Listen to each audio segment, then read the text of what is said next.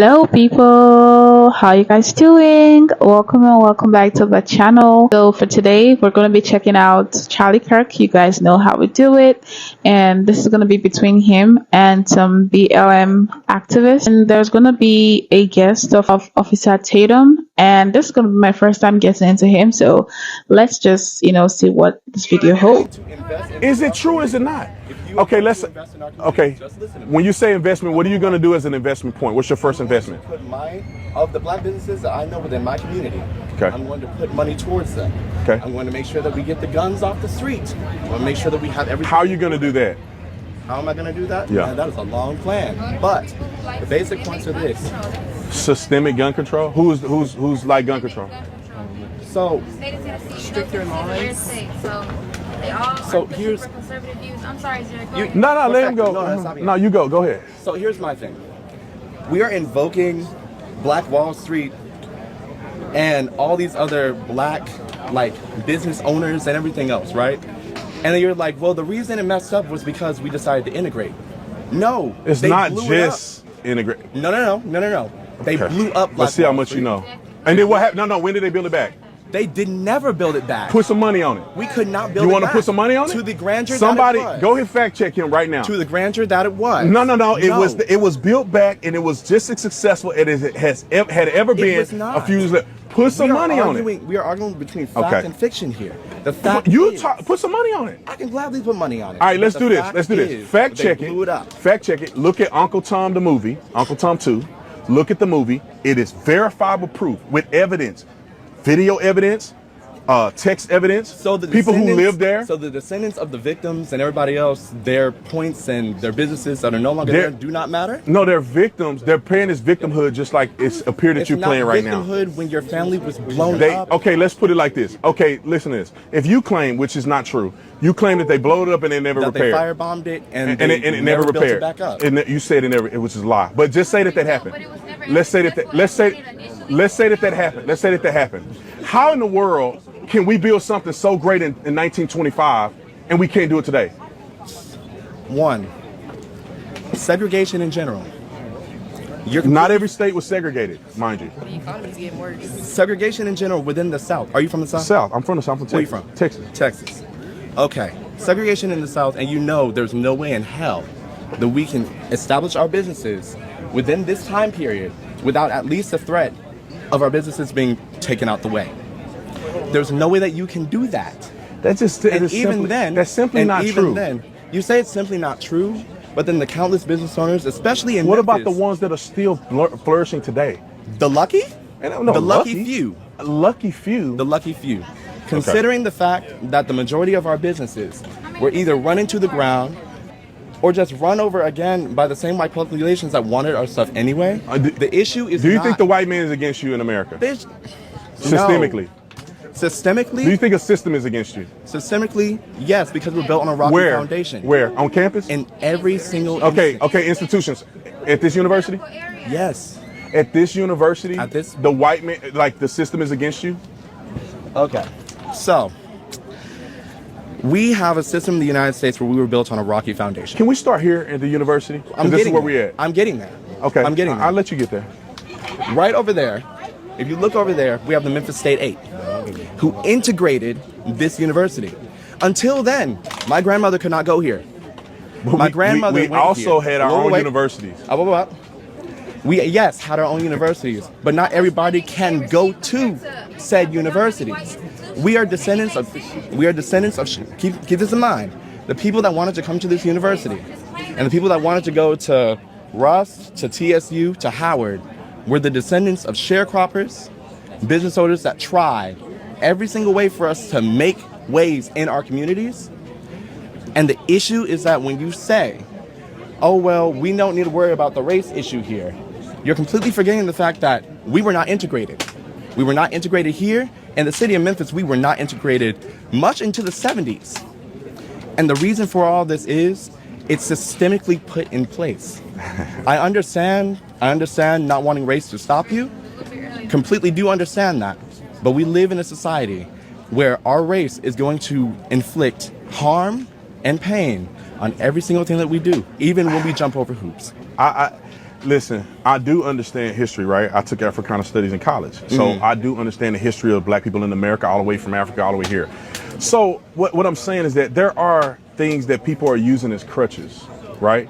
Booker T. Washington, Tuskegee University, all the successful black men that were born and lived.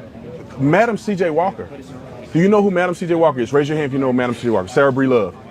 She was Oprah Winfrey in the late 1800s, early 1900s. Think about this. How did this woman have white folks working for her and essentially was a billionaire? During the Harlem Renaissance. It's because not only did black people in pockets have levels of success, we begin to go downhill after we started doing all this civil rights stuff. No, we don't. We did. We had our own schools. The reason we had our own schools was because we couldn't go anywhere else. Why don't you go to HBCU right now instead of going to University of Memphis? I got a full ride here.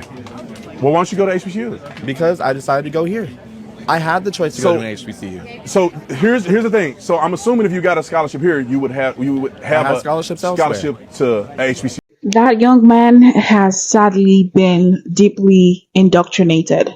Like, that's just what I could get from this video, because he's just spilling everything like somebody who has been indoctrinated. And it's so lovely to see that he's having this back and forth with a fellow black person, and he keeps on using the word we who. Maybe if he came here to talk about his personal experience with systemic racism, I would understand it. I'm just seeing someone who has let victimhood made him so lazy to succeed. He has this belief that if he doesn't make it in life, he's just going to attribute that to his skin color, and he just feels like, everything is going to be okay. People are going to understand. And I bet you, if he has plans to fail just because he feels victimized by his skin color, he also has a backup plan at the back of his head. And that backup plan is the structure that this systemic racist country has given to him.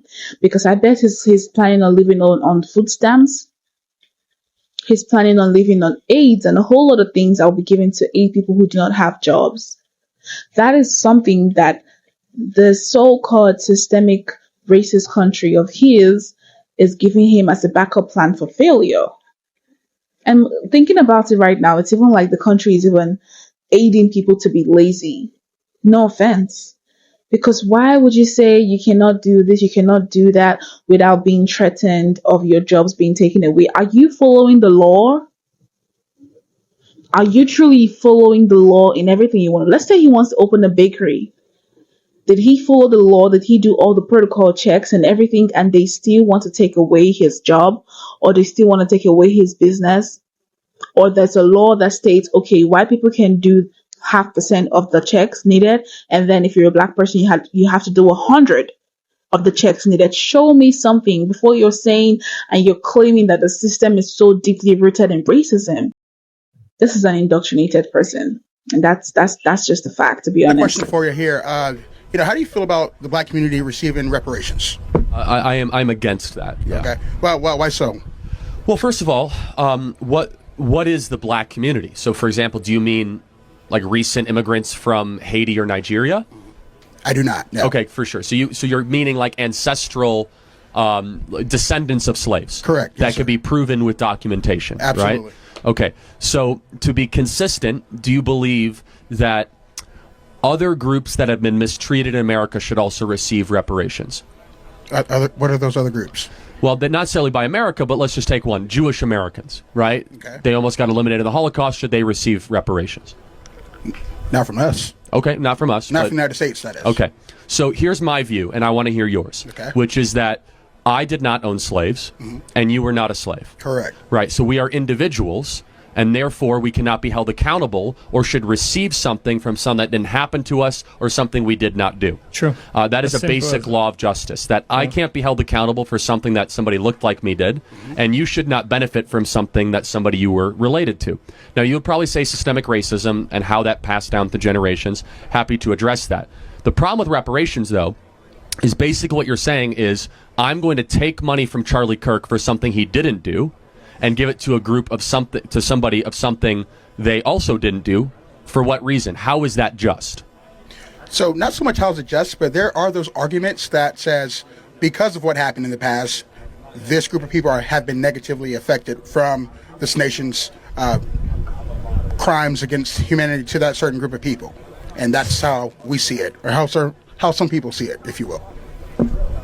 Okay, sure, but I will say that even if there is some truth to that, which I wouldn't even be willing to grant very much, because Black America was doing incredibly well before the not incredibly well. They were pacing to be even richer than white America.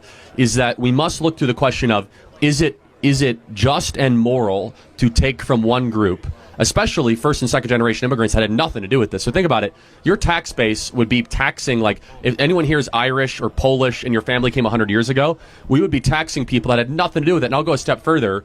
My family fought on the Union side of the Civil War, right? So you're going to be taxing Charlie Kirk, whose descendants fought to free the slaves, to go give money to people that were descended, from slaves. So what is a way that we could try to help all communities? Here's maybe we can find some common ground, right? Instead of reparations. Sure. Is that we need to break the cartel of public sector teacher unions, allow school choice to occur, and make it easier for people of all backgrounds, but specifically Hispanic and Black individuals and young kids to have a quality education, because a good education in K through 12 is one of the most assured ways that they'll be able to succeed later in life. Secondly, we need to put fathers back in the home. Yeah, I agree with that. 70% of Black kids are raised without a stable father in this in the country. So if we can find common ground on that, I think that would go a lot further than just giving cash for people that happen to be related to something evil that happened a little while ago. Can't name a policy that Democrats have done to benefit Black people right now.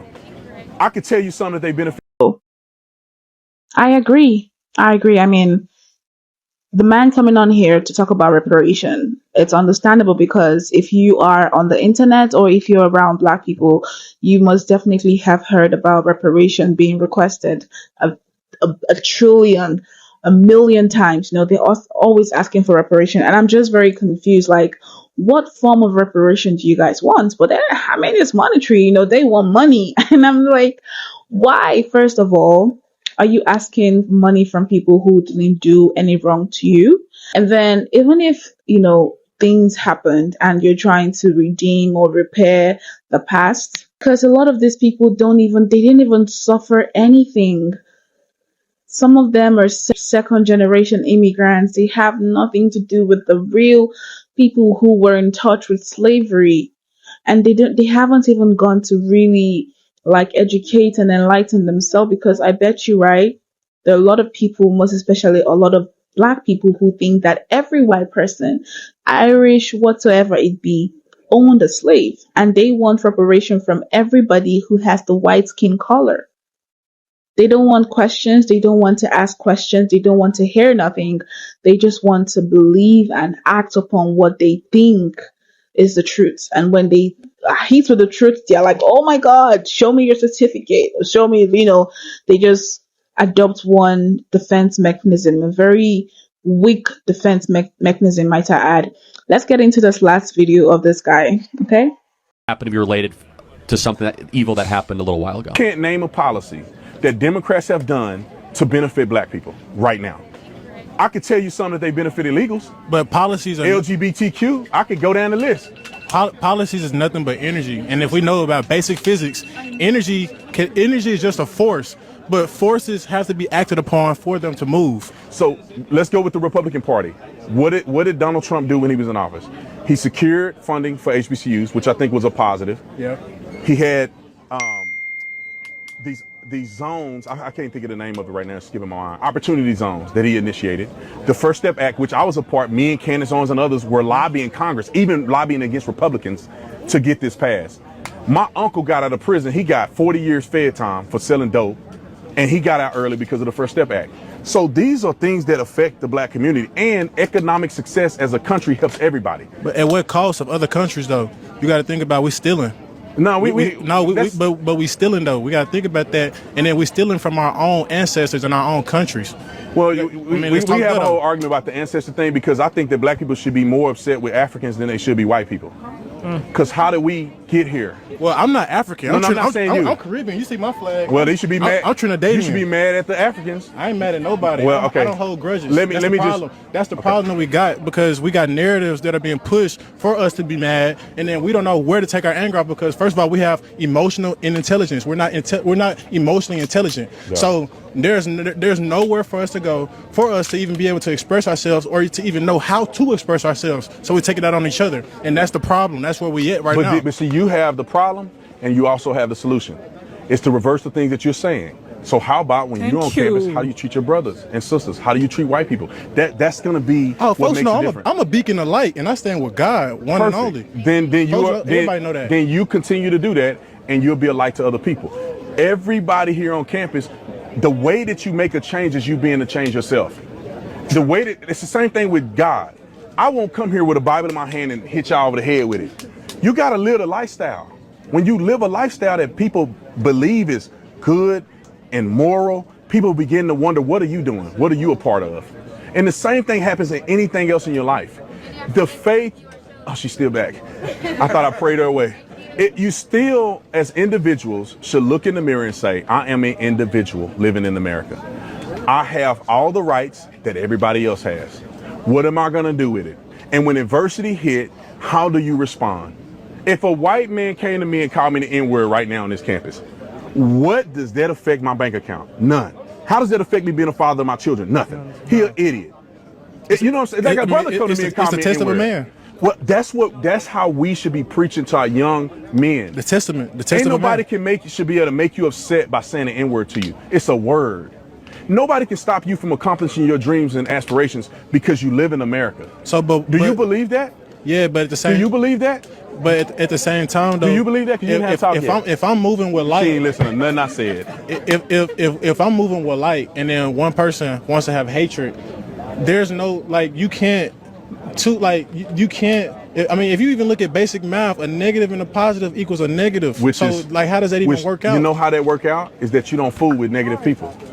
You don't fool with people that are in darkness. You don't fool with them, no matter what color they are. Sometimes we fooling with people because they are same color and they come from the same hood, and we shouldn't be fooling with them. But when you have they're not going where we're going. But when you have a seed that's planted on this earth, that seed does not leave unless you kill that seed. You see what I'm saying? You're getting too deep right now, man. We gotta. We talking deep. I know, but this is a longer conversation. You talking about energy. You talking about spirits. That's what I'm on. I know, but I wish you'd have came earlier so we can have a conversation. I had class. And how much time we got? 2 minutes. So does somebody have another specific question? It's cool. Join me on your podcast. Okay, for sure. Appreciate you, brother. My name is Ryan Gore. Ryan what? Gore. Do you have a social media? Cool, dude. I don't have any, problem with him. I mean, he's pretty much open-minded, and wherever he could get it wrong, I mean, he would listen and get it right. So, yeah, he's okay. I don't do so. Go ahead. All right, so I'll start off with my credentials since apparently they matter. Oh, they definitely don't matter. I'm an 8-year military veteran. I'm a college student. I'm a black woman, and I believe that white privilege fucking exists. So we're gonna start with that. Thank you for your service. And the reason why white privilege exists is because you guys refuse to acknowledge the history that put people in this position. You want to tell me that white privilege doesn't exist when white people had a fucking upper hand for 250 years to develop generational wealth, and that black people didn't get the right to fucking vote until the 60s, and you're going to tell me that white privilege doesn't exist? That sounds like it exists because you guys got the upper hand. What's funny about that is blacks were doing better during that time. Why do we always call people blacks? No, because you did. Can we just be black people? Can we just be like African Americans or something? Why are we just the black community? How would you like it said? What makes you feel better on the inside? Really, anything else other than what you're saying? Tell me. I'll say how you want anything it. Else I'll package it how you need it. Tell me what makes you feel literally better. Anything else other than what. I think this young lady has PTSD from being black. That's just what I could take home from this. She has PTSD from being black. Like, there's an emotional anxiety that she has with her identity.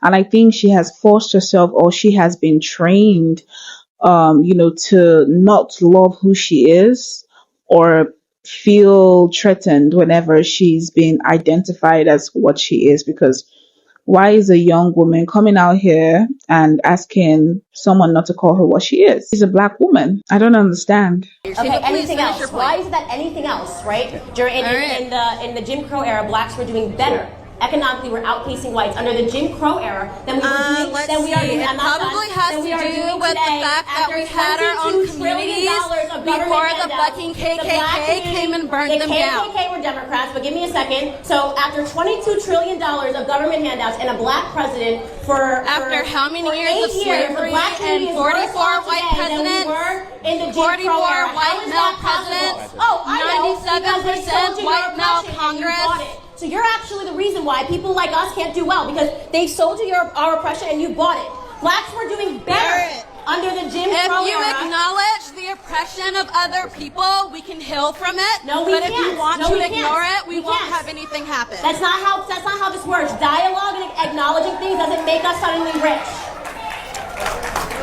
I think that, I just got a revelation right now just speaking to this lady where she asked if Candace is aware of the oppression and the way forward from it and how they can heal from it. And in my head, I'm like, you can only heal from something that you want to heal from. And for the black community to heal from oppression is going to take realization from them to know that they are the ones oppressing themselves at this point, because they're giving themselves so much headache, chasing something that's not there. Like, they're spending lots of time, lots of words, energy, money, funds, everything, chasing and trying to prove a point that doesn't exist.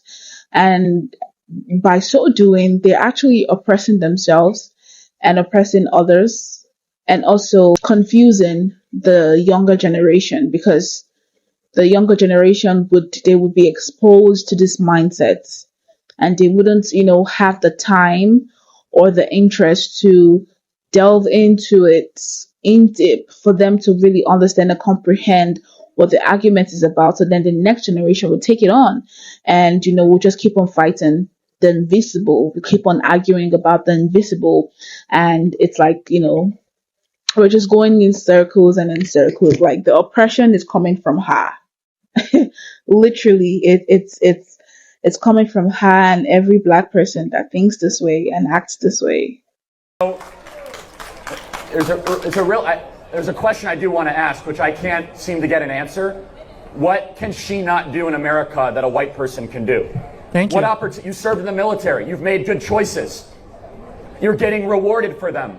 You're going to live in the American middle class.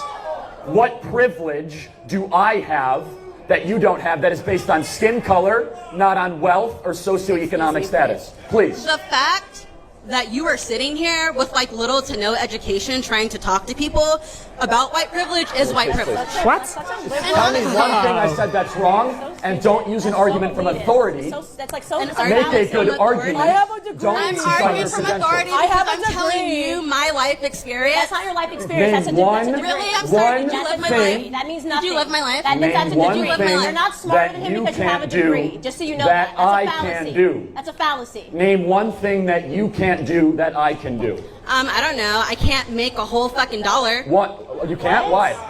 Oh my God. There we go You're trying to again. tell me in the military women aren't paid the same as men for equal work? In the military, up until 2 years ago, women weren't even allowed to do most of the jobs that men Answer the can question. You just said you couldn't make a dollar. You said you could not make a dollar. You served in the military. Which Not is to mention that people in the military actually get paid a bullshit wage, but we're not going to talk about that. Now we're moving on. Let's talk about That has nothing to do with skin color. that you want to say that everyone in the military What can I not paid a do? shitty It's a wage, feminist so lie, that makes it radical right. feminist lie, and they also sell. There's so many different ways they sell you your oppression, and she has purchased all of them today. I'm telling so you. Right now we're on Full sexism, subscription. right? So she's saying that I can't make a full dollar. Yes, you can. If women stop.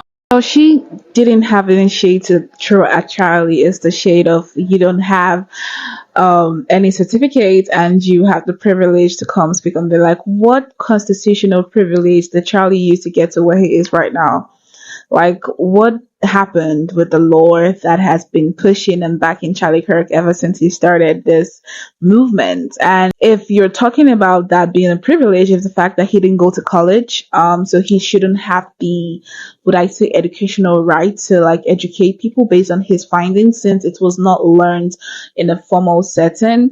If we're talking about that type of privilege, I mean, there's a black woman, Candace Owen, literally beside him. So in the same breath, she is making a jest of herself because you're being asked to show backing to your claims, and you're given a very flimsy backing by saying, "Oh, Charlie is privileged," and like, what is the big deal about the movement he is anchoring? What's the big deal about the movement that she cannot do as a certified black student? There's Candace literally beside him, and she's talking about privileges. The day that a black person would come and, ask for reparation or argue about systematic racism or whatnot, right? And they actually have an instance and they have an example, a glaring one, I would justify their claims. Standing there and arguing that she's talking about her life, she's the one living her life and no other person is living her life. And I'm like, give us something to work with, okay? Like, give us something to work with. You're not giving us anything to work with. It's like you're having like a delusional thought in your head and you're just like spilling it, and it's not making sense to people who are not delusional. And it's just not adding up basically people, we did get into this and it's been quite interesting, getting into this video. I would love to know what you all think about this down in the comment box. Please do share your thoughts and opinions with me. I'm really gonna appreciate it. But we've come to the very end of today's video. Thank you all so much for staying tuned, and hopefully upon to the very next one we get to convey here. So bye.